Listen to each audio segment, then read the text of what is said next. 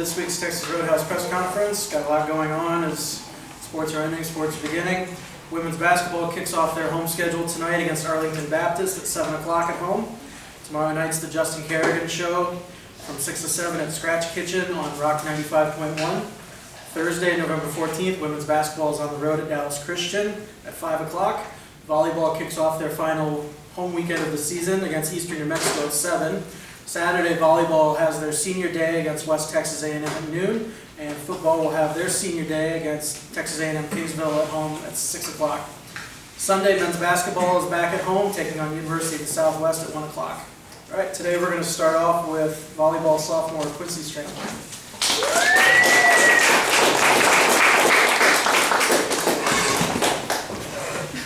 Okay, Quincy, final regular season weekend of the year.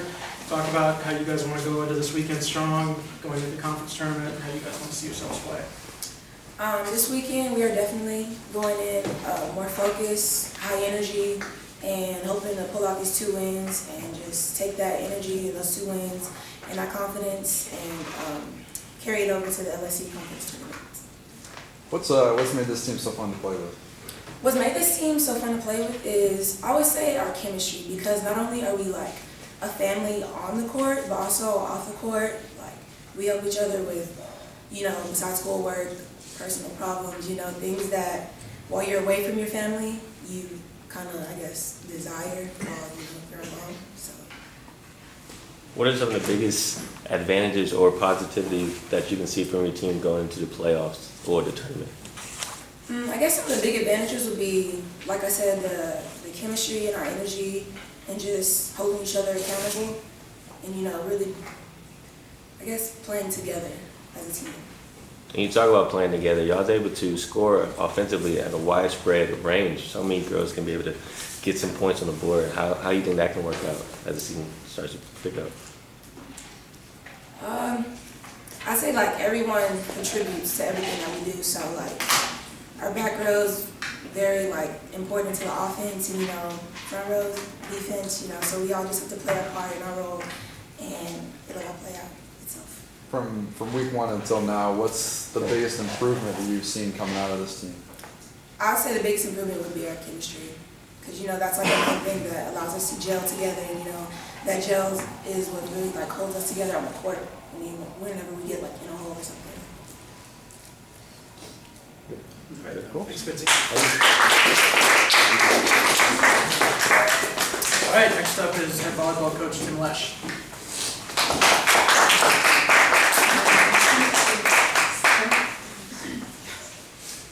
Good afternoon. Falcon Volleyball had a long road trip this weekend and split a pair of Lone Star matches. Really excited to be back home after the long trip and to have a couple of home games. I did want to mention Quincy had a career weekend. Her career high in kills one match and a really good match the other weekend. So really proud of her for stepping up as a player for us, and hopefully we'll get a couple other girls to step up and do the same thing down the stretch. Coach, what's going to be one of the messages that you're going to give to this team heading into the playoffs? To keep improving. It's something I've kind of made a goal for them at the beginning of the year, and we've done that. We've learned from mistakes, we've improved individually, we've improved as a team, and we're going to face some of the teams that we've played again, maybe a couple we haven't seen yet, but we want to play our best. We want to keep improving and not just be satisfied with what we've done. We want to have a good week of practice this week. We want to have everybody have a career match next week and in the future after that. How impressed are you with the team's ability to kind of win in all sorts of different environments? I know obviously you had the exciting 5-set thriller last week against Cameron, but then I know the records are pretty evenly split, home, away, neutral court, and you guys come out on top more than that. Yeah, I think they've grown a lot as people as well as players. We've got very good senior leadership that helps the team when we get in a hole, like Quincy said. If a couple calls don't go our way or we make a couple mistakes. Maybe in the past when we had a younger team or whatever, we would shut down and kind of be done at that point. But the whole team's done a really good job of, trying to pull together, support each other, and when things aren't going right, to continue to battle and, maybe try something new and find a way to be successful. And to do that on the road this weekend against Cameron, we played pretty well in the first 2 sets and just came up, a couple of points shy, and we could have just given up and said, it's a long road trip, and, we're ready to go get some rest. But they fought back and found a way to be successful, and carried it on to the next day. We played pretty well against Fort Smith, and just couldn't sustain it. Hopefully, we'll learn from that and do better when we face them again. After a long road trip, how can being back home kind of catapult y'all into the playoffs? Well, I think getting some rest, getting to sleep in your own bed and sleep in, and not have to eat in a restaurant, and be on the bus and all those types of things just makes it easier for our student athletes. So I hope we'll be well rested. I hope we'll get a couple better practices in here than on the road. And I think playing in front of our home crowd is great too. We're a good home team, and hopefully we can get a lot of people out to create a ruckus for us. Thank you very much. Cool, thanks, Coach.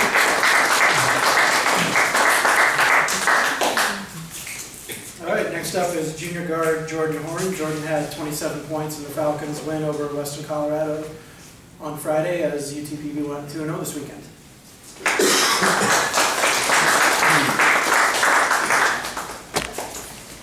George, just start off talking about this past weekend. You guys pick up a pair of wins starting off the year at home. What did that mean to you guys? It meant a lot, especially coming off the trip in California. Didn't go exactly how we planned. We learned a lot in that trip to California, but coming home, getting 2 nice wins, and hopefully carry that on these next 7 games we had. Jordan, how's it feel to finally play against a different team? It feels good, especially that long stretch in the preseason when you're only playing against your teammates. They know your every move is hard to do things, and now you're playing against somebody else. It feels good to finally play with this new team and a new family. And Y'all balled out in Cali, man. I looked up at kind of the stats of you and Pat. And can you just talk about what that trip did for y'all's team? I think we just learned a lot. We learned a lot as people, players, and as a team. I think I was talking with Coach earlier. I think a lot of guys are kind of just trying to learn how to fit themselves in rather than kind of get themselves involved with the team, including myself. So I think that was a big thing to kind of bring us together as a team, to where people like their shots, where people are going to expect the ball and stuff like that. So we learned a lot that trip. how'd you feel like the team chemistry was? Being able to move the ball smoothly and just being around the basketball and just going through plays. How'd that feel? I think it got a lot better. Like I said, in California, the ball was kind of stagnant. It was kind of staying in one spot for too long, and I think we kind of put the emphasis in practice to put zip on your passes and do the little things like that, and it really carried over to the games. And now we're moving the ball a lot better and scoring a lot easier. That said, how excited are you about what you guys, especially offensively, have been able to do so far? 80 more in every game with so many new players, as you mentioned. I think that's huge. When we can score a lot, if you're going to have to score over 90 points to beat us, that's huge. But at the same time, I think defensively, we're giving up too many baskets, and the scores are a little too high on the defensive end, in my opinion. All right, thank you, Jordan. All right, and next up is head men's basketball coach Josh Newman.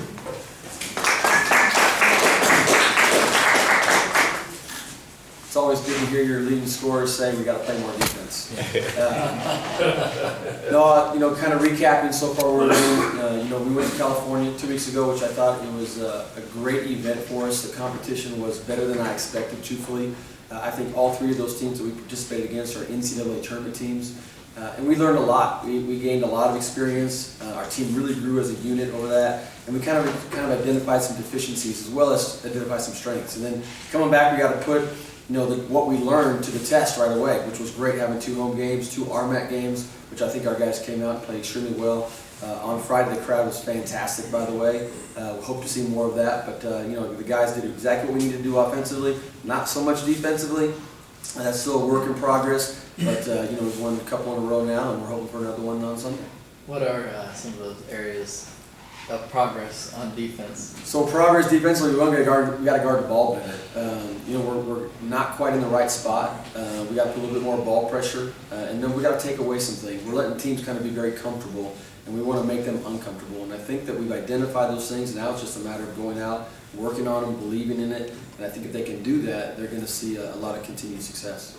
Coach, I know there's been a lot of things you guys, or some things you guys need to work on defense, but I know it's only the first weekend, but what are a couple things that you've seen that you liked out of the first weekend? Well, you know what? I love our cohesiveness right now. I mean, this is a team that really enjoys being around each other. They play really well together, and that's pretty significant at this point because we have 10 new guys. And so to see the chemistry starting to come together is something I'm really excited about. I also love seeing the ball go through the basket. I think we can do that. We can shoot it. We can get out in transition. They play very unselfish, and so there's a lot of positives in that aspect. But as a coach, you're never happy. And what I tell the guys all the time, we're preparing for the best teams that we don't even know who they are yet. It's not about preparing for the team right in front of you, it's about preparing for the best team. And so every day we're trying to challenge ourselves. If we're good at it, let's be great at it. If we're not good at it, let's get a lot better at it. So there's definitely some positive things, but we're just one day at a time right now. Yeah, you talked about the transitional offense that's been amazing so far with over 80 points at each game. But what are some things that you talked about y'all can improve on offensively still? Our timing still. I think there's a couple guys that are still maybe hunting for their shot when it's not really their turn, or just making the next play. I think that's something that's going to continue to come with film, continue to come with reps on the floor. But the other thing is I think we've got to continue to establish an inside post presence. That's something we haven't done. We don't want to live and die by the three-point shot. We've got to do a better job of getting the free throw line. This is a team right now that I think we're allergic to the free throw line maybe, I don't know, or we're just not getting the calls, one of the two things, but we've got to do a better job of putting more pressure on the opposing team and getting that foul line. Yeah, last time we seen you before you went out to Cali, one of the things you wanted to find out was who's going to be that vocal leader. Have you found that out yet? Well, it's either Coach Gibson, Coach Holler, or Coach Gillum, or Thornton. No, we've got some guys that are leading. I still think it's early for that guy to really truly stand up. We've got a lot of guys that are leading in different ways, but we don't have that one guy that commands the locker room right now. But sometimes it's a group effort, and if that's what it's going to be, that's going to be okay with us as well. Thanks, Coach.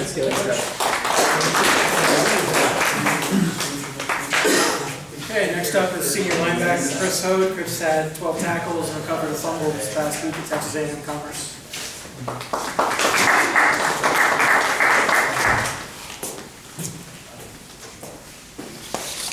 Chris, talk about going into your final week, senior day on Saturday, playing in your last college football game and playing at home. It's a weird feeling after a lot of games going into it knowing that's going to be the last one. It's not a feeling that I enjoy because I obviously love football and want to keep playing, but I'm glad that the last game is at home and in front of our home crowd, so that's exciting. You've been one of the most consistent tacklers, not just in this division of football, but in all divisions and all of NCAA. What are a couple things that have kind of led up to you being so consistent and you just getting after all those tackles? Well, first it's a team effort. I mean, I got great guys around me that make my job easier, so that's one aspect. The second is just taking coaching. Coach Martin, the linebackers coach, does a great job with me and really putting me in the right spot on a lot of those plays, and then it just comes down to me making the play when it's my turn. What do you try to teach the younger guys, especially the freshmen and the second-year players, about what it takes to be a college player versus a high school player? The work is a lot different. The amount of hours you got to spend doing this and working on your craft to become an elite player or a better player than what you were in high school. It takes a lot more hours, especially in the film room. And I try to teach them that, try to bring them with me in that, and show them how much I put into it. Was it pretty much of a big eye-opener when you graduated and when you came into college your first year to see the difference? Well, for me, I had that redshirt year, so it was I had a little bit more time to learn it and see how it was going to work out. Again, I followed the leadership of my coaches whenever I first got here, and that helped me transition to the college game. From your first year here to now you're senior coming up on one of your last games, what's been the most fun part of playing here and just playing college football? The team. I mean, there's only like 8 of us left from that very first year, but the 8 of us, we have a lot of good memories and a lot of memories we can look back on and laugh and enjoy. And I know I'm going to be telling my kids one day about all the different memories I have with this team and all the silly things we got into. What are you know, in the right setting, what are a couple of those not so deep things? if you could answer. Hold on, say that again. Yeah, what are some of those funny, interesting situations you guys have gotten into, or just, you know, playful things? Some of it's just locker room stuff that I can't really get into. Okay. No, that's respectable. That's respectable. Locker room stays. Can you? That's true. That's a good point. That's a good point. Kind of going on the other question. What's this ride been like for you here compared to obviously coming in when you got on campus? Obviously there wasn't a whole lot to know exactly what you were getting into and kind of how everything would play out, and then to see kind of how it's progressed for you and the team. Yeah,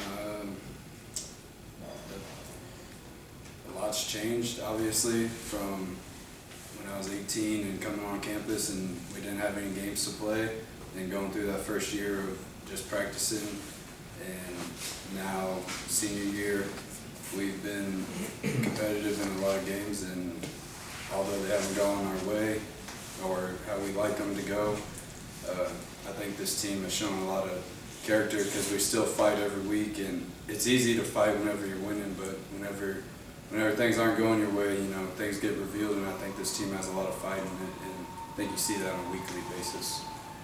What do you think your impact's been here at UTV?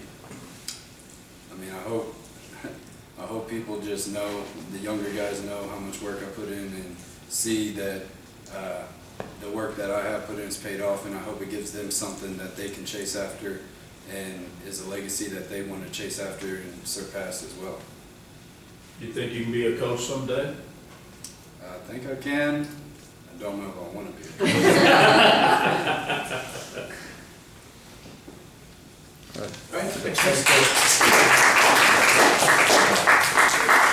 All right, we'll close out today with head football coach Justin Kerrigan. His Falcons will be recognizing 20 seniors as part of their senior day this Saturday.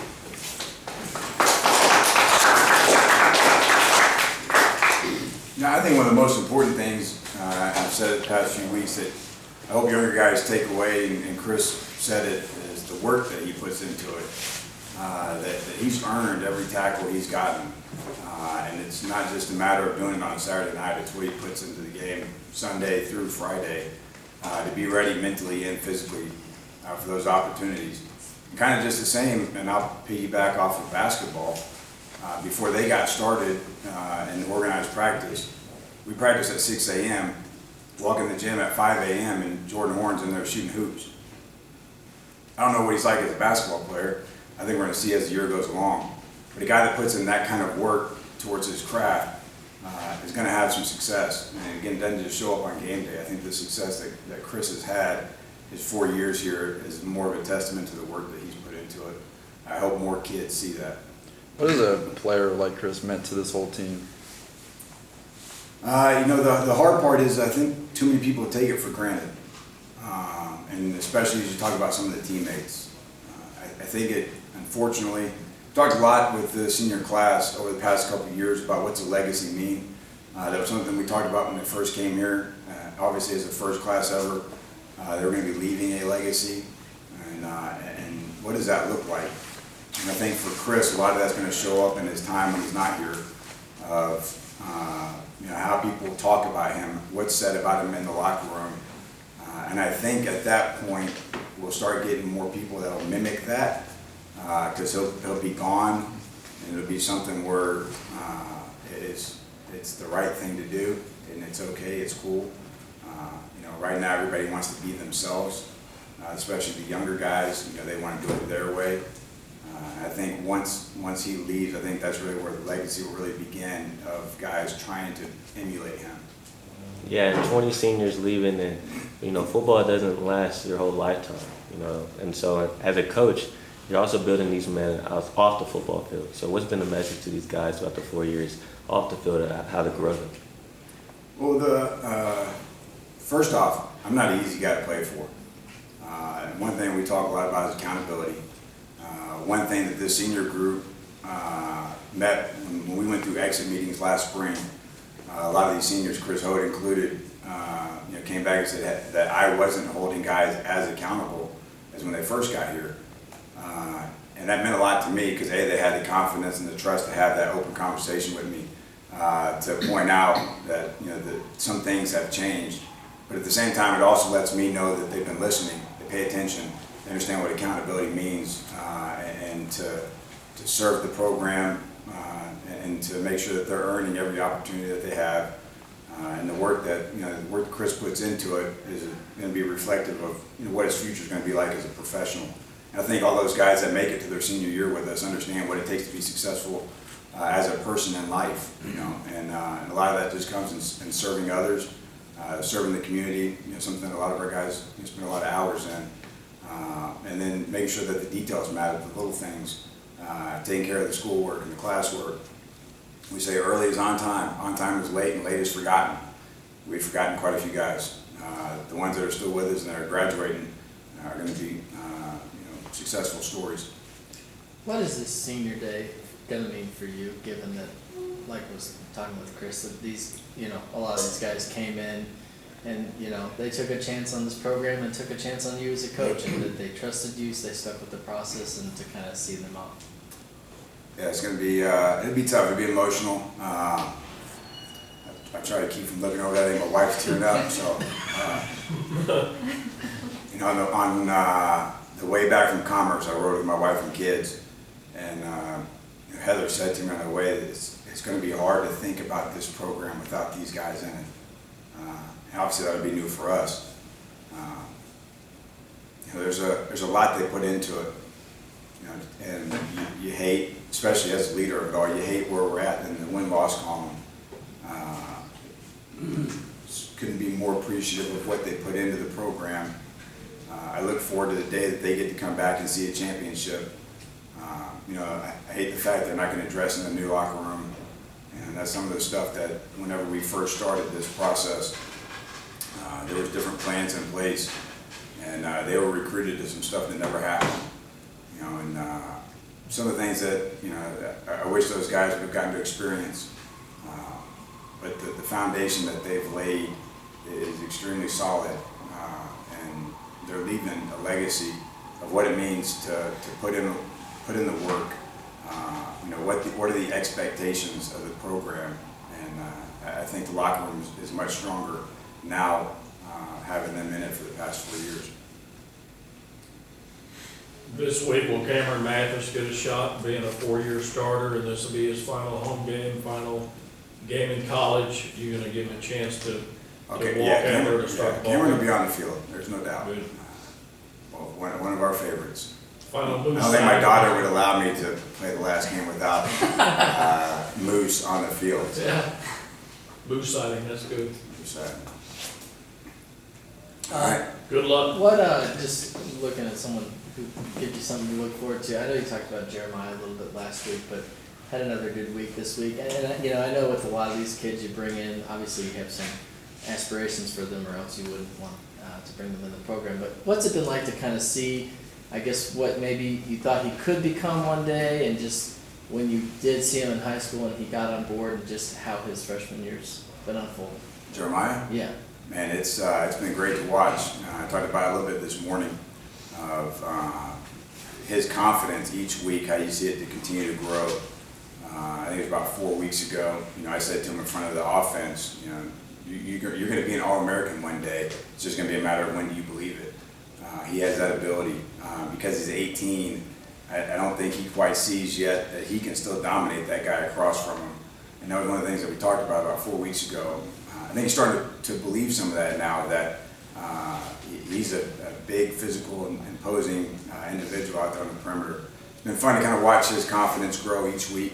Obviously, it's fun having him out there, for the Falcons. But this freshman class is a lot of talent. The one thing that I don't think anybody knows is Caleb Leak, one of our quarterbacks, was playing corner Saturday night and forced a fumble. Partly because where we're at health-wise, but the athleticism and the unselfishness of that individual to go from being a spotlight position of a quarterback and then going, how can I help? I say, hey, we need some help at corner, I'll go. And gets in the game against Commerce and ends up forcing a fumble that obviously Mr. Hustle over here was able to recover. But a lot of great talent, great depth, and it's been fun watching Jeremiah grow. You think Chris is going to be a good coach one day? Chris is going to be a good officer of sorts going into more of the criminal justice world, so maybe state trooper, I don't know. Hopefully he's somebody that won't give me a ticket one day. Thank you guys. Appreciate you, Coach.